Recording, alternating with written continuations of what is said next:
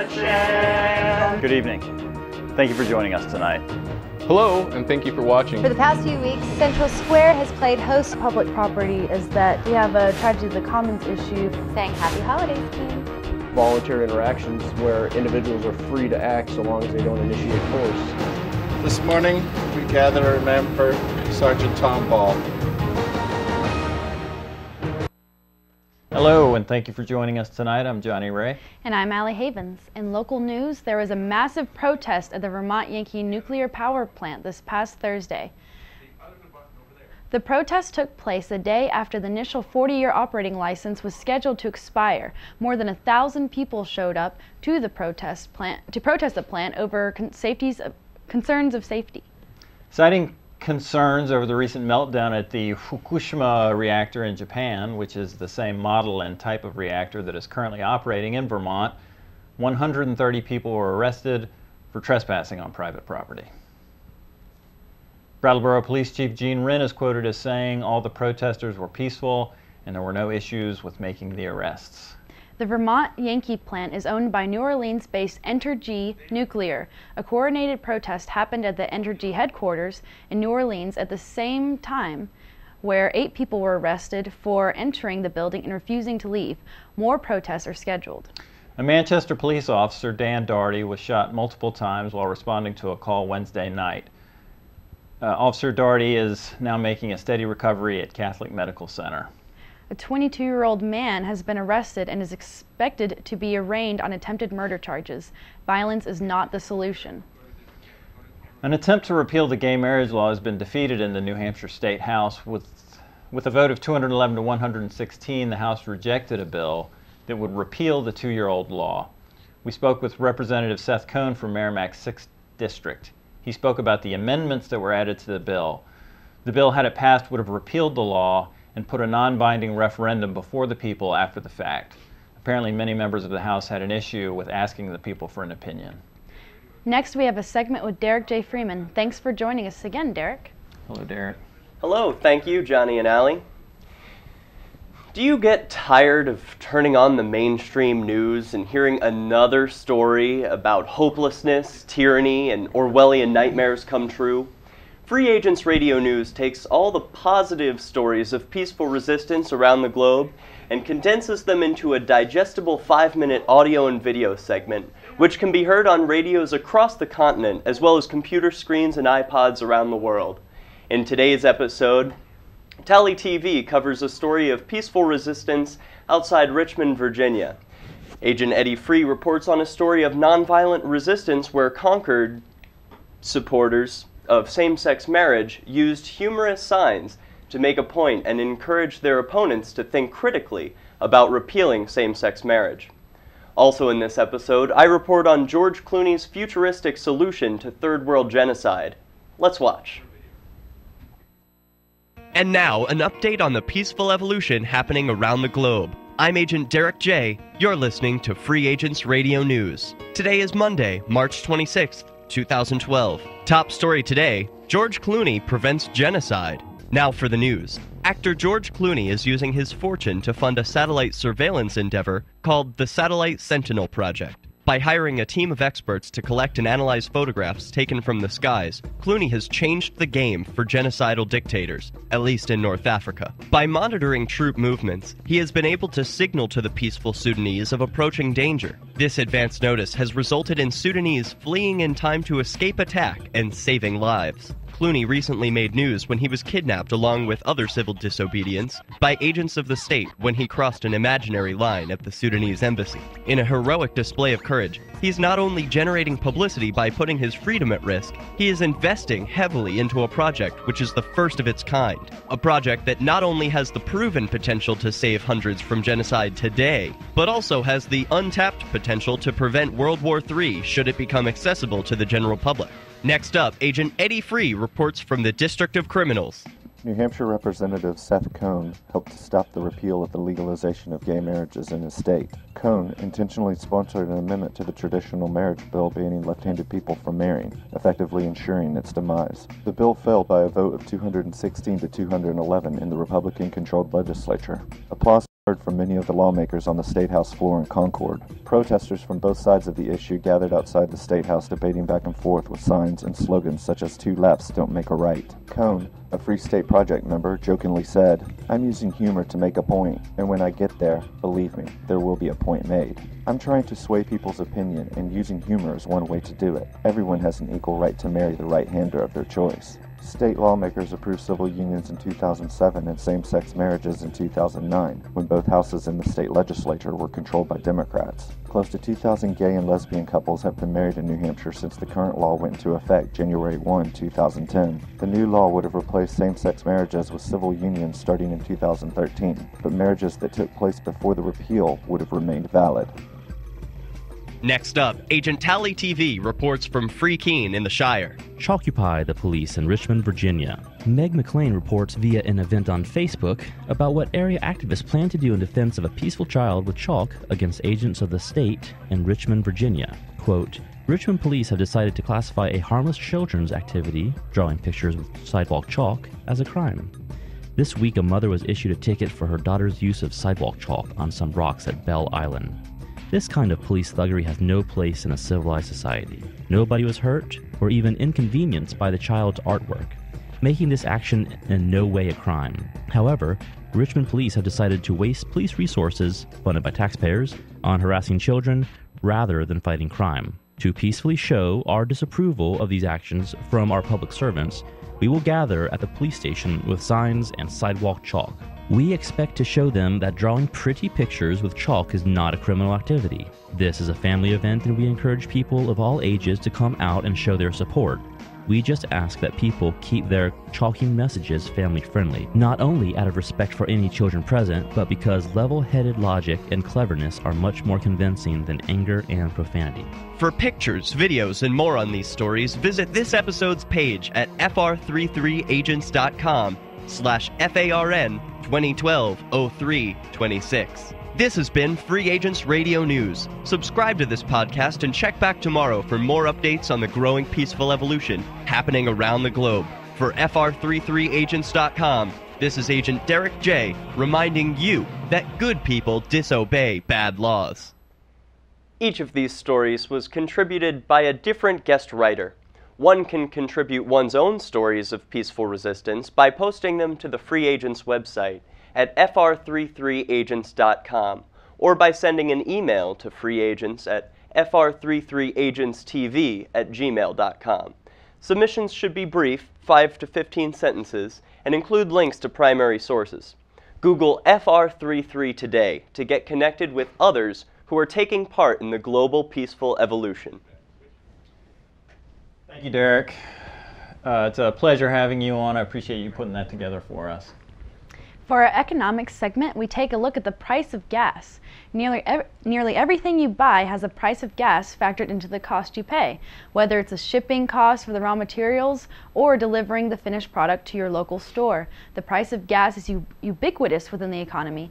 Ben Swan is an anchor for Fox News 19 based out of Cincinnati, Ohio. Part of his show is called Reality Check, where he frequently fact-checks various claims. In this episode, he examines the price of gas. There's so much talk right now about gas prices. Who's at fault? Is it President Obama for not drilling enough? Is it OPEC for price fixing? Could it be the greedy oil companies? There are many reasons being floated as to why gas prices are so high, but there is one that you aren't going to hear from any other media around town. Ben has the reality check.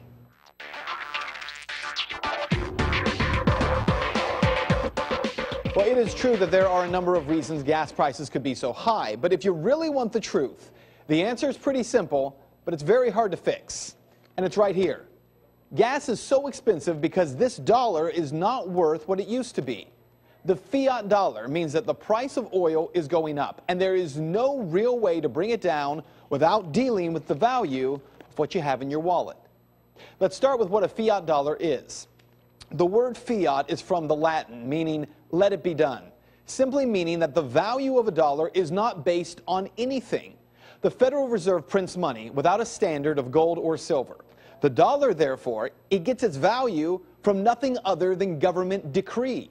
So when you print money, and then more money, and then more money, the value of each and every dollar drops. So why does that mean gas prices are so high? Well, they're high because the price of oil is so high, right? Well, actually, it's not. In fact, the price of oil, according to a recent article in Forbes magazine, is unusually low. How can that be? Not only that, but the article's authors also say that gas prices would have to rise by another 65 to 75 cents just to be normal. This makes sense? Now listen, I'm pretty good at explaining things, but you're going to have to stay with me to understand this. Are you ready? I'm going to use a cup here to represent 1 barrel of what's called West Texas Intermediate Crude Oil, also known as WTI. Now this barrel would trade at $105.88. That's the value of this oil in dollars. But it also trades at 79.95 euros, 8,439.69 yen, and 67.13 British pounds. All different currencies that express the price of 1 barrel of oil. What's important, though, is that the value of this oil isn't based on any of these currencies. It is tied to gold. 1 barrel of WTI is valued at 0.0602 ounces of gold. Are you with me? The value of oil is tied to the value of gold. So why is the price of oil undervalued? Well, get this. Since January 1st of 1971, there have been 493 months. During that time, the price of WTI has averaged 0.732 ounces of gold. Now, don't think in price of dollars here. Right now, we're talking about gold. So gold right now in oil is trading at 0.0602 ounces of gold for 1 barrel of oil. The WTI, that means, is only at 82% of its average right now, which means the price would have to rise and will rise at least another 75 cents a gallon just to hit its average. So when Republicans say that if only President Obama would have approved the Keystone Pipeline, the price of gas would drop, they're incorrect. It is true that President Obama wants alternative energy. It's true that he has said he doesn't have a problem with high prices, but he prefers a gradual adjustment. But even if the U.S. market were flooded with oil, the price would not drop dramatically because oil right now is underpriced. Recently, I also told you that part of the reason prices are so high is because oil companies are selling our oil in China and India. Now, it is true that this is not a supply issue because of our warm winter, and there's actually much more gas and oil on hand in America than oil companies have predicted. But I'll tell you this, I was incorrect, because if oil companies refused to sell overseas and they kept all of that oil here, it would also not have a dramatic effect on gas prices. So here's what you need to know. The solution to this problem is in the value of our currency. You know, the price of gold is soaring. You know that. But do you realize that because the dollar is currently floating undefined fiat currency, there is no limit on how far the price of gold in dollars can rise. And therefore, there is no ultimate ceiling on gasoline prices. Look, our Fed chairman, Ben Bernanke, he just keeps on printing money. So if what I'm telling you is true, shouldn't the Fed stop printing in order to adjust the rising cost of oil and gas? Well, Bernanke uses a core CPI index to guide monetary policy. It's supposed to control the value of money against inflation. But that index excludes the price of two things, food and energy. So for Bernanke, gas prices aren't a problem. For you, they are. And that is Reality Check. There are numerous wars going on. Were you aware of that? The United States military is killing people in countries such as Afghanistan, Libya, Syria, Yemen, Iraq, and now the drums are beating for Iran.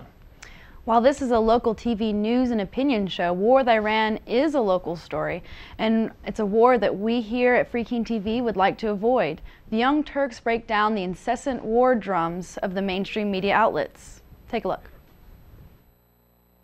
Our media, unfortunately, here in the U.S. has been beating the war drums against Iran. And they are doing one report after another that makes it appear as if, to the average viewer, as if Iran is the one that is being belligerent and bellicose. Now remember, we're the ones that are threatening to attack Iran all the time. Now, you could have different opinions on whether we should or we shouldn't, how concerned we should be about their nuclear program, whether they are at some later point going to turn into a weapons program, which it currently is not. Okay, those are open for debate. But it's obvious that we're the ones threatening them. Iran did not start this. I mean, that's just a fact, right? But if you watch these reports, and by the way, in the middle of the reports, sometimes they'll slip it in response to American threats. But the overall feeling these reports leave you with, like, oh my God, Iran's going to attack us at any moment. First, here's NBC. Because of tougher U.S. sanctions, Iran has already threatened to shut down the Strait of Hormuz, that vital passageway for much of the world's oil. And if Israel launches airstrikes against Iran's nuclear program, Iranian leaders have threatened all-out war. The U.S. Navy's Fifth Fleet would be the world's first line of defense. And its commander, Vice Admiral Mark Fox, said today they're prepared to take on just about anything Iran throws at them. U.S. officials warned, however, that Iran's massive stockpile of ballistic missiles is the more serious threat. And within just the past few days, Iranian leaders have threatened that if attacked, they would launch those missiles at U.S. targets in this region. Did you catch all that? If attacked, they will launch their multi-ballistic missiles against us. And they show the missiles, and they show Ahmadinejad saying something. Who knows if he was saying, I had a tuna fish sandwich for lunch, but he looks menacing. Look at Ahmadinejad. Oh my God. And if we are attacked, we are prepared to match Iran's aggression. Yeah, but wait a minute. You're forgetting that the way that this whole thing would start is if we bomb their nuclear sites, okay? Not if Iran bombed us. But if you notice, he kept saying, if we do that, then Iran says it'll be all-out war. But of course it'll be all-out war because we bombed them. Like, imagine if they did the report the other way. If the United States bombs Iran, then it'll be all-out war. Yeah, that's right. Okay, but the emphasis is all in the wrong places.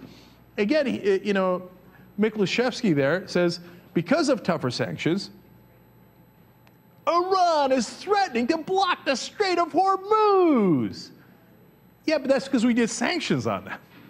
Again, you might agree or disagree with the sanctions, but you can't say that it's their fault for preparing to retaliate if we bomb the living crap out of them. Well, it's not just NBC. Here's ABC. The evidence of a kind of shadow war now being waged by Iran around the world. Tonight, Israeli and Jewish facilities everywhere, including here in the U.S., are on heightened alert. Overseas, today, 3 U.S. warships defied Iranian threats and entered the vital oil gateway, the Strait of Hormuz. And it appears to be hit squad versus hit squad.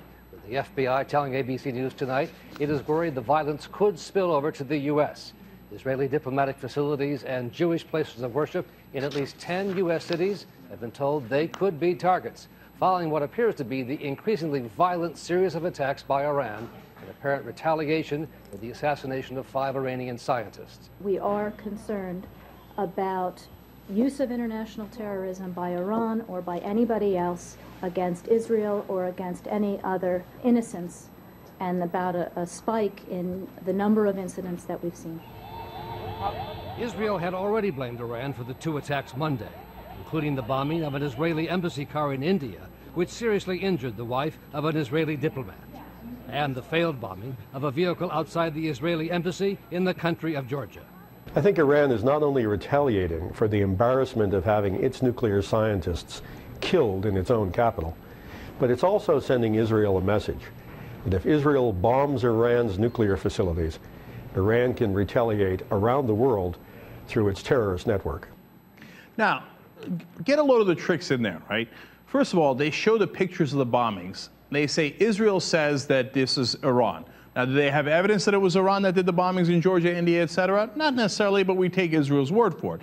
And you know what? I don't think that's an outlandish theory, but you should make that a little bit clearer. But much more importantly, they show you all those pictures and the bombings, and then they say, oh, the wife of the diplomat was injured, etc. But what they don't show you is what they mentioned in passing again, in retaliation for killing their scientists.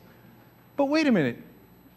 I don't know if it was Israel or the United States, but whoever it was struck the Iranians first, killed a number of civilian Iranian scientists, murdered them.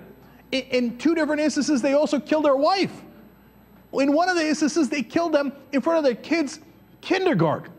Now, do you see pictures of dead bodies in front of kindergartens? Do you see, oh, and a civilian scientist who was working at a university, his wife and himself slaughtered in front of their own kids? No, you don't see that. You just see her in retaliation for killing them. Oh, look at the bombings Iran has done. Now, I'm not saying either side is innocent on this, and you'd have to have more evidence to figure out who exactly killed the Iranian scientists and who exactly went after the Israeli diplomats. But show it fair, show both sides instead of doing this warmongering. And then the more important part is in the beginning, did you hear, it could strike us. Oh my God, it's coming. They could be here. They could be in the malls. They could be hitting places of worship. And this is the exact same kind of thing. And Glenn Greenwald points this out, even points to old articles right before the Iraq War, where he talks about, or they said, oh, Saddam Hussein, in retaliation for what we do, could do bombings inside the United States. We have to attack him right away, which, by the way, is so counterintuitive. Well, if he's going to do bombings inside the U.S. in retaliation, then maybe we shouldn't attack him for no reason. But of course, that's long gone because we're in the middle of warmongering. Same thing is happening with Iran, but this is the best part. So Glenn went to ABC's website to see what evidence they had on these imminent attacks inside the United States by Iran. Here's what he found. Quote, federal officials told ABC News that there is so far no specific intelligence of any threat to Israeli interests in the U.S. In other words, we just did that whole long piece of propaganda saying, oh my God, Iran is so dangerous and they can attack us at any moment, when we know that we have no evidence of any of that happening inside the U.S. Thank you for your journalism, ABC News, and the rest of this establishment media that apparently can't wait to push us into war with Iran. I'm sorry, that would actually talk about how Iran attacked us after we bombed them. For our final segment of the night, our producer has selected a video to represent an editorial of sorts. Take a look. If there is one thing that has distinguished the United States of America from the rest of the world, it is our unwavering belief in freedom. And if there is one thing that protects and upholds that freedom, it is the Constitution of the United States.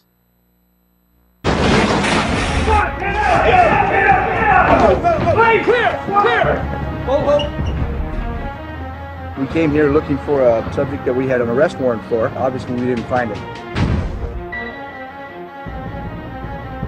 The Patriot Act permits federal agents to write their own search warrants. Roving wiretaps without having to identify the person. Many Americans are being monitored. The FBI monitoring young children. Authorizes surveillance by suspicion, monitoring citizens not linked to any terrorist groups. I don't think the Patriot Act would have been passed if it would have been called Repeal the Fourth Amendment Act. Fourth Amendment, gone. Do you want to have the government have the ability to send you to Guantanamo Bay? The National Defense Authorization Act gives the military the power to indefinitely detain American citizens without trial. Suspected, not convicted. When they say, I want my lawyer, you tell them, shut up. Officially declares the United States a battleground. It designates the world as the battlefield, including the homeland. Sixth Amendment, gone. There is absolutely never a reason to give up 1 ounce of freedom for the sake of security. It won't work. I, Barack Hussein Obama, will, to the best of my ability, preserve, protect, and defend the Constitution of the United States. So help me God. My administration will not authorize the indefinite military detention. President Obama, on New Year's Eve, signed the National Defense Authorization Act. No more national security letters to spy on citizens who are not suspected of a crime. President Obama signed into law a 4-year extension of the Patriot Act. Drones that Congress you love so much just passed a bill which the president is expected to sign into law. Drone aircraft for use in American airspace by the year 2015. The agency officials say 30,000 of them by 2020. They can be used for surveillance to establish daily routine. From the moment that you walk out of your home in the morning until you return at night, your every movement will be tracked by this unseen eye in the sky. Governor Romney, as president, would you have signed the National Defense Act? Yes, I would have, and I do believe that it's appropriate. I think you want to use every tool that you can possibly use. The Patriot Act has clearly been a key part of that. All of us will be in danger for the rest of our lives. There is no such society that I'm aware of where we've had radical individualism and that it succeeds as a culture. There is such a society. It's called the United States of America. This idea that people should be left alone, be able to do whatever they want to do. Government should keep our taxes down and keep our regulation flowing, that we shouldn't get involved in the bed, we shouldn't get involved in cultural issues. That is not how traditional conservatives view the world. They want you to believe that patriotism means that you support everything the government wants. A true patriot defends liberty and the people. Politicians are politicians, but Ron Paul is a human being, ladies and gentlemen. He's one of us, not one of them. And the people know that the system we have is not working. It's not working economically. It's not working monetarily. Our foreign policy is not working. And therefore they're looking for answers. They will not welcome us with open arms. But there is a vacuum out there.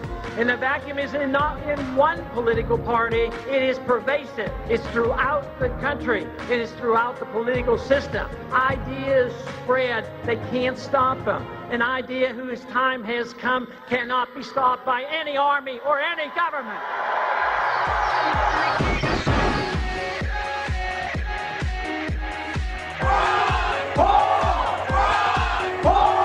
Where the wonderful thing is happening is in the grassroots. People are beginning to realize that the problem is too much government. We need more personal liberty.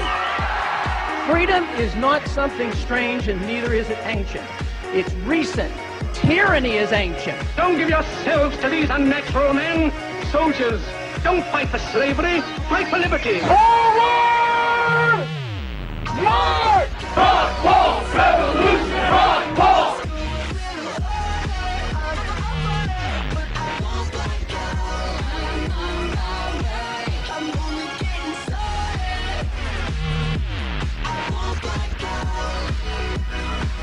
Wow, it's really exciting to see the Ron Paul revolution or Lovolution grow so much over the past years. It's just become more and more popular. And yeah. Everybody here in the studio enjoyed the man in the black suit dancing in front of the sign. Yeah, he was pretty good. Do you know who made that video? I have no idea. That was my first time seeing it. Yeah. How much time do we have? About 19 more seconds. Okay. Well, thank you for watching Free Keene TV. For an archive of the show, please visit freekeene.com or the Free Keene YouTube channel.